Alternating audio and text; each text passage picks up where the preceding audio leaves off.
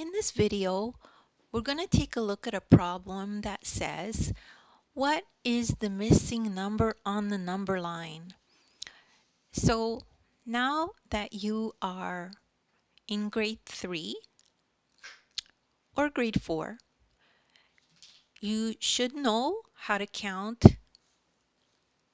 numbers this high, right? And you'll know that numbers get larger as you go this way, right? So we see here the missing number. So all we need to do is start counting from here, and then we can figure out what the missing number is. So if we count 91, 92, 93, 94, 95, 96, and 97 is the next one. And so we could just type in or write in 97 is the missing number.